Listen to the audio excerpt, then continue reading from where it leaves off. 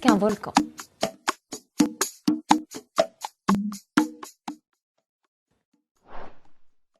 On pourrait comparer la structure de la Terre à celle d'une pêche avec un gros noyau. La peau, très fine, est la surface sur laquelle nous vivons. On l'appelle la lithosphère. Elle est constituée de roches solides, compactes et difficilement déformables. Cette peau est toute craquelée, elle est même scindée en plusieurs morceaux, à la façon d'un puzzle. Chaque pièce du puzzle est ce qu'on appelle une plaque tectonique.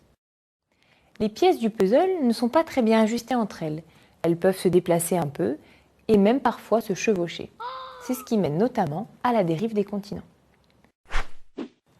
En dessous de la lithosphère, on trouve l'asténosphère, constituée également de roches.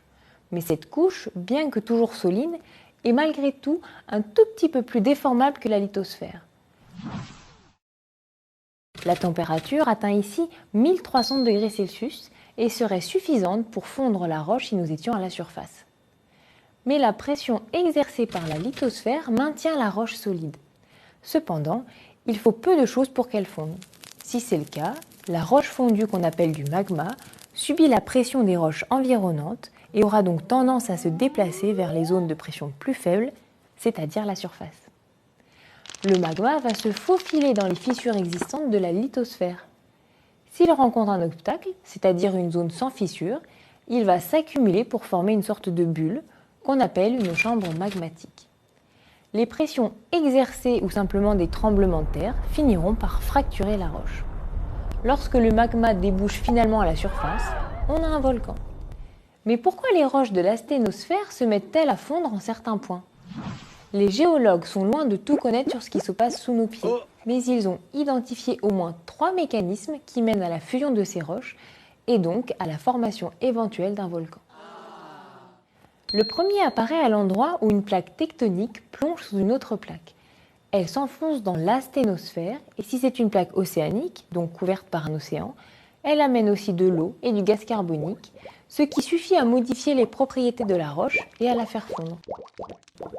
Ce magma est très visqueux et quand il arrive à la surface, il ne va pas couler sur le côté, mais va au contraire rester au sommet de la fissure, formant peu à peu un bouchon.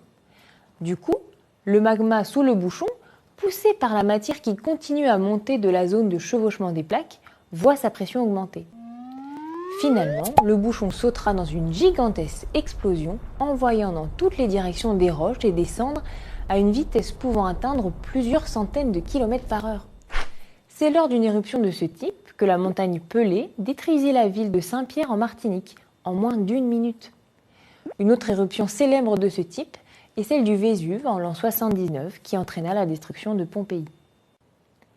Le deuxième mécanisme apparaît aux endroits où, à l'inverse du cas précédent, les plaques tectoniques s'éloignent l'une de l'autre.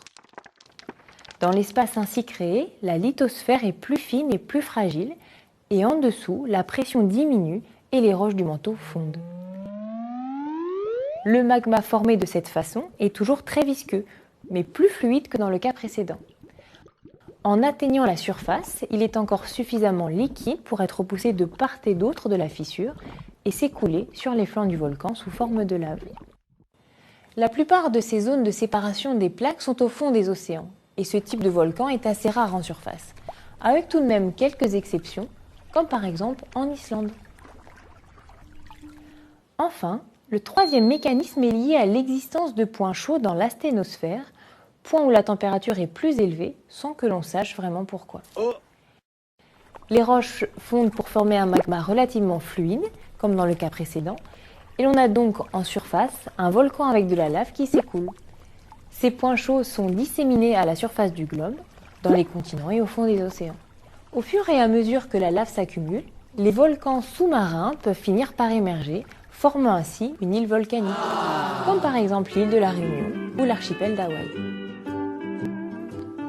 Ces 3 mécanismes donnent une image très simplifiée du volcanisme. Un volcan donné peut très bien alterner des événements explosifs et des coulées de lave, comme dans le cas du Vésuve par exemple. Et il existe sans doute encore d'autres mécanismes à découvrir.